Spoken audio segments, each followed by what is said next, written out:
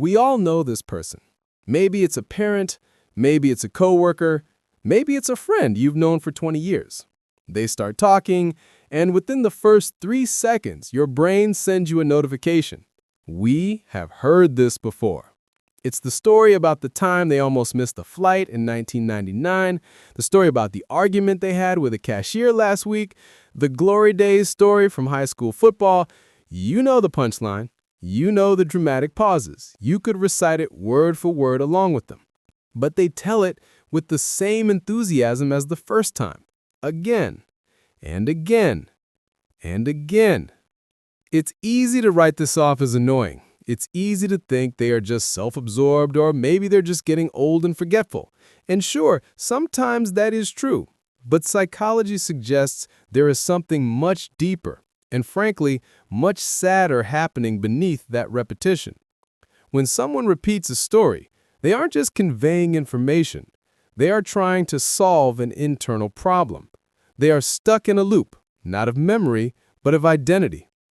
Today, we are going to decode what is actually happening in the brain of the chronic repeater. We are going to dissect the psychology of the broken record. And then, we need to talk about something uncomfortable.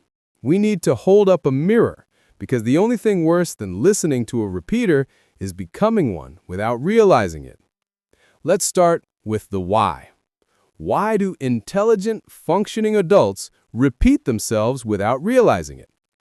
The first reason is what psychologists often refer to as the validation loop. Think about the last time you told a really great story. You got a laugh. You got a gasp of shock. For 30 seconds, you controlled the room. You felt seen. You felt interesting. Your brain released a massive hit of dopamine.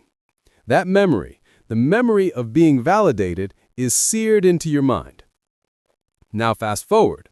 Imagine you tell that story again later, to a different group, or even the same person, but the reaction is lukewarm. Maybe the listener was distracted. Maybe they didn't laugh. An insecure brain interprets this silence not as they are busy, but as I failed to be interesting. The brain panics. It craves that dopamine hit it remembers from the first time. So, what does the brain do? It prompts you to tell the story again. The chronic repeater is often chasing a specific emotional reaction that they feel they haven't received enough of lately. They are trying to fix the interaction. They are unconsciously thinking, if I tell it just right this time, with more emphasis, with more drama, I will get the validation I need to feel significant. It is a bid for connection that backfires. They're trying to connect, but by repeating the script, they're actually pushing you away. They're trying to fill a silence that makes them anxious, but they're filling it with noise rather than substance. Then there is the second, more profound reason. This is the concept of identity anchoring. We are all just a collection of stories we tell ourselves about ourselves. That is what the ego is. It's a narrative structure. For the person who tells the same stories from 20 years ago, those stories are the load-bearing walls of their personality. I'm the guy who stood up to the boss. I'm the girl who traveled through Europe with nothing but a backpack. If they stop telling that story, who are they now? When someone repeats a story incessantly, it is often a sign of stagnation. It signals that they haven't updated their internal software. They aren't creating new stories that rival the old ones. They're clinging to the version of themselves that felt the most alive because their current reality feels dull, or safe, or invisible. They aren't really telling you the story, they're telling themselves the story using you as a witness to prove that they still exist. They are anchoring themselves to a past reality because the present one feels slippery.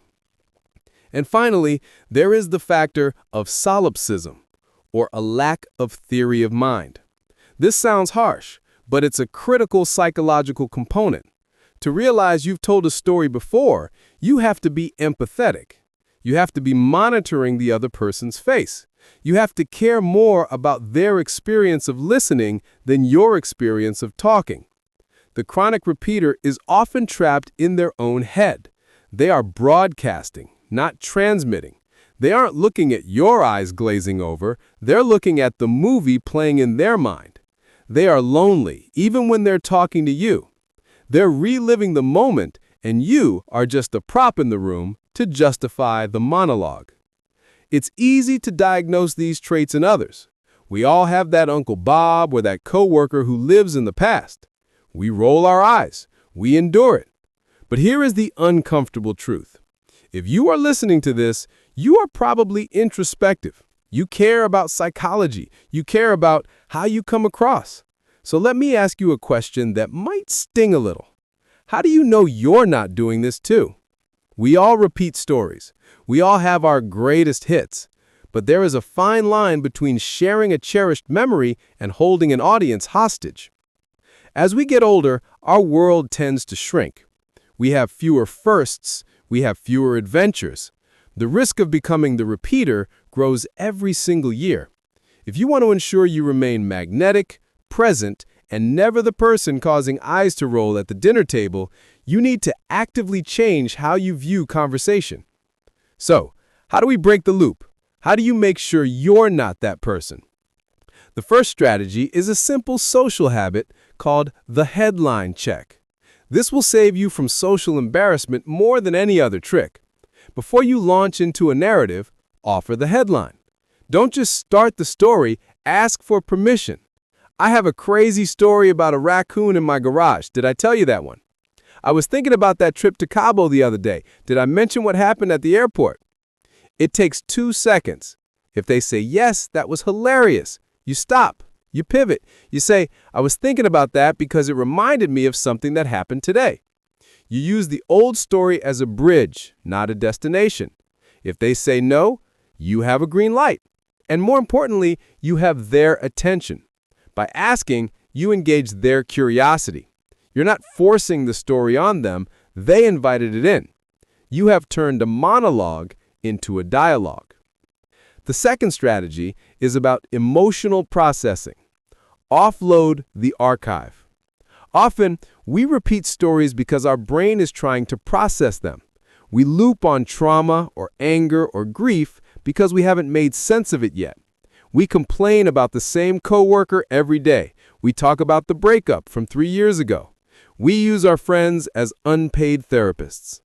If you find yourself complaining about the same situation or reliving the same conflict, stop telling people. Write it down. Journaling is the act of taking the story out of the RAM of your brain and putting it onto the hard drive of the paper. Once it is written, your brain often feels permission to let it go. It stops looping because the data has been saved. You don't need to tell the story anymore because the story has been told. Strategy number 3 is the most important one. It is the cure for identity anchoring. Create new material.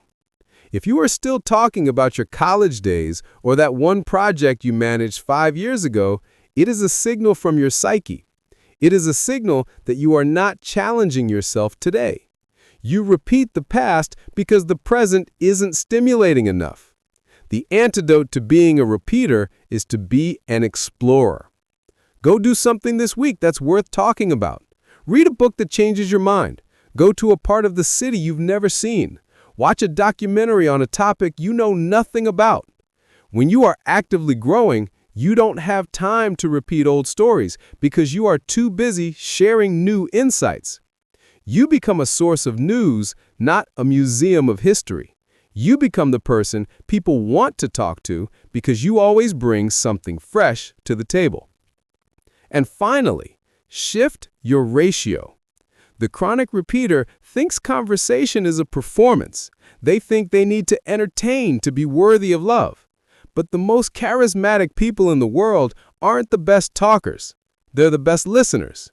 If you're worrying you might be boring people with your stories, simply stop telling them for a while. Ask questions instead. What have you been working on?